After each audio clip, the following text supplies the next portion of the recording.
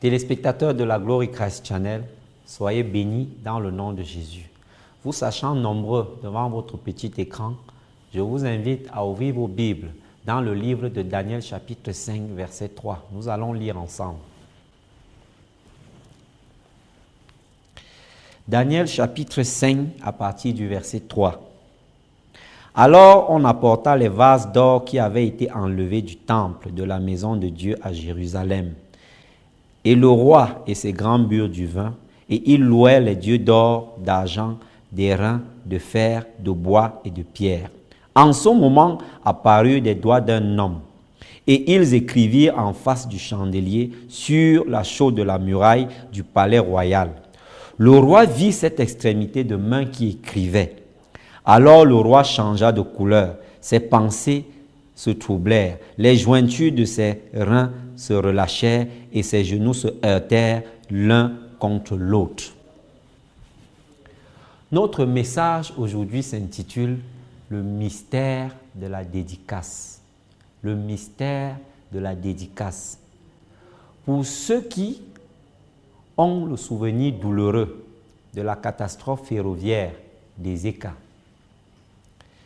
je me souviens du témoignage de cet rescapé qui, au lendemain de la dite catastrophe, fit savoir sur les antennes de la CRTV que ce matin-là, avant de se rendre à la gare ferroviaire, elle avait fait sa prière. Elle avait confié son voyage entre les mains de l'Éternel. Et à la fin de ce témoignage, elle faisait savoir qu'elle restait convaincue que c'est la prière qu'elle avait faite qui lui avait sauvé la vie. J'ai cette ferme assurance que la main de l'Éternel était effectivement avec elle. C'est la raison pour laquelle elle eut la vie sauve. Le mystère de la dédicace. Dans ce passage que nous venons de lire, la Bible nous fait savoir que, à cause de la désobéissance du peuple d'Israël, l'Éternel se détourna de celui-ci et il les livra entre les mains de Babylone. Ils furent emmenés en captivité. Et la Bible nous fait savoir que, en plus du peuple d'Israël qui fut mené en captivité, le roi de Babylone s'empara également à l'intérieur du temple des ustensiles d'or et d'argent qui servaient pour le sacrifice. Avant que le roi de Babylone ne fît cela, la Bible nous fait savoir que ces ustensiles avaient été consacrés, avaient été dédicacés à l'Éternel. La Bible nous fait savoir que celui qui hérita du trône après ce roi-là commit un sacrilège, car contrairement à son père qui était sur le trône et qui s'était emparé de ces ustensiles sur l'ordre de l'Éternel, celui-ci n'avait jamais osé faire usage de ces ustensiles-là. Contrairement à son fils, qui imbu de lui, à cause de ce qu'il était roi, s'empara un jour des coupes d'or et d'argent. Pendant qu'il offrait un festin, il osa s'en servir pour boire du vin avec ses amis. La Bible nous fait savoir que, au moment où il festoyait, il apparut sur le mur, à l'intérieur du château du roi, une main d'homme. Cette main écrivit quelque chose. Et la Bible nous fait savoir qu'au même moment, le roi entra dans une peur bleue, au point où les jointures de ses pieds se heurtèrent l'une de l'autre. La ceinture qui tenait sa cape de roi se lâcha et le roi perdit le contrôle devant ses invités. Qu'est-ce qui se passa, téléspectateurs de la Glory Christ Channel? C'est la main de l'Éternel qui apparut. Pourquoi? Parce que le roi avait osé toucher aux ustensiles qui lui avaient été consacrés et qui étaient essentiellement dédiés au service dans le temple en Israël. Qu'est-ce que ce message doit nous inspirer? Le mystère de la dédicace.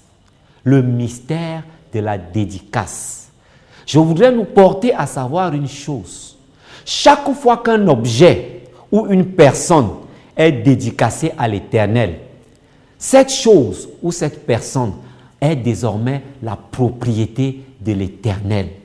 C'est la raison pour laquelle, dans la coutume juive d'alors, les premiers-nés dans chaque famille étaient dédicacés à l'Éternel.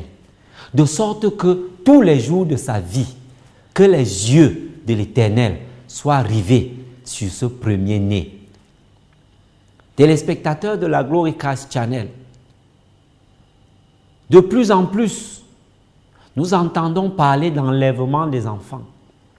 Nous entendons parler des crimes rituels, des enfants qui reviennent de l'école et qui ne rentrent pas à la maison. Quelques jours après, on entend dire qu'on a retrouvé les parties de leur corps et on a extrait certains organes. En ces temps troubles, où il y a des bruits de pleurs, où il y a des lamentations, nous devons dédicacer nos enfants à l'Éternel. Avant de les accompagner à l'école, élève-les entre les mains de l'Éternel. Dis à l'Éternel, je te consacre mes enfants. La Bible dit, vous serez bénis à votre sortie et à votre retour. Dédicace tes enfants à l'Éternel. Si tu le fais, la main de l'Éternel sera sur tes enfants. Puisqu'ils sont désormais la propriété de l'Éternel, où qu'ils aillent, l'Éternel aura les yeux rivés sur tes enfants. Psaume 91, verset 1 déclare, « Celui qui demeure sous l'abri du Très-Haut repose à l'ombre du Tout-Puissant. Si la contagion frappe en plein midi, ils ne seront pas atteints. » La parole de Dieu déclare que 1000 tombent à leur côté, 10 000 à leur droite. Ce ne sera pas leur partage. Ils ne seront pas victimes du filet de l'oiseleur. Le mystère de la dédicace. Ce que tu dédicaces à l'Éternel lui appartient désormais. En ces temps troubles, en ces temps où le diable s'est déchaîné, la Bible dit qu'il rôde comme un lion, cherchant qui dévorer. Le diable s'attaque toujours aux plus faibles. Mais je veux me tenir sur cette parole en ce jour pour déclarer que quiconque osera lever son petit doigt contre tes enfants, quiconque osera attenter même à ta vie, si et seulement si tu l'as consacré entre les mains de l'Éternel, celui-là, à cause de ses plans, à cause de ses desseins ténébreux, aura affaire à l'Éternel. Que Dieu traite durement tous ceux qui auront seulement la pensée, tous ceux qui auront seulement l'idée d'enlever tes enfants, tous ceux qui voudront, un temps soit peu, penser te faire du mal, que l'Éternel se lève.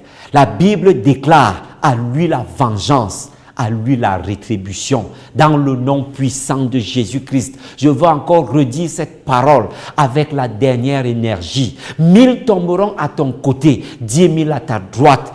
En ce qui te concerne, tes enfants et toi, vous ne serez pas atteints, dans le nom puissant de Jésus-Christ.